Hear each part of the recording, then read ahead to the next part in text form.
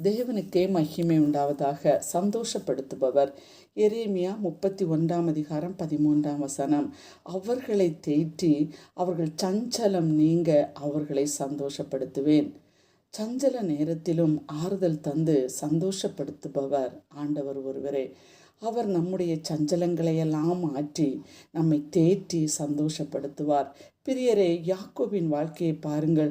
அவருக்குத்தான் எத்தனை சஞ்சலங்கள். யாக்கோபு தன் மகன் யோசேப்பை அதிகமாய் நேசித்து பலவர்ண அங்கியை கொடுத்து அழகுபடுத்தினார்.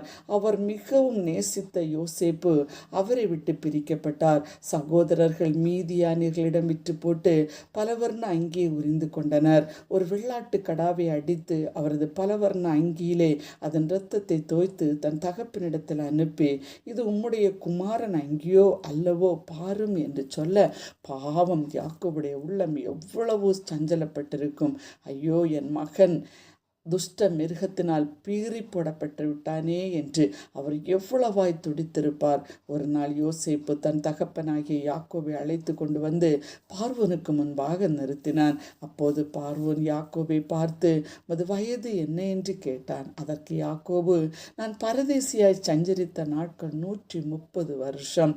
என் ஆயுசு நாட்கள் கொஞ்சமும் சஞ்சலம் உள்ளதுமாயிருக்கிறது. அவைகள் பரதேசிகளாய் சஞ்சரித்த என் பிதாக்களுடைய ஆயுசு நாட்களுக்கு வந்து எட்டவில்லை என்று வேதனையோடு சொன்னான்.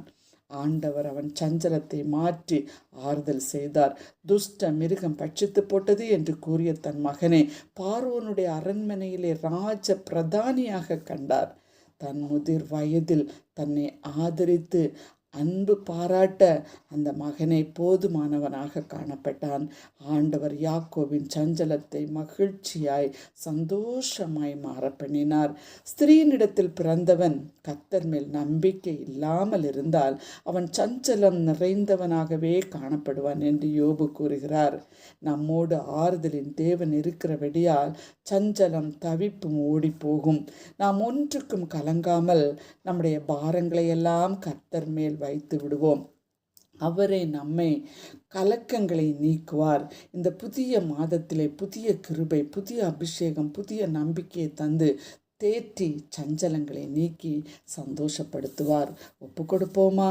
ஆமேன். அன்புள்ள இயேசு சுவாமி, இந்த புதிய மாதத்திலே புதிய கிருபையினால் எங்களை அபிஷேகம் பண்ணும். இயேசுவின் நாமத்தில் பிதாவே, ஆமேன்.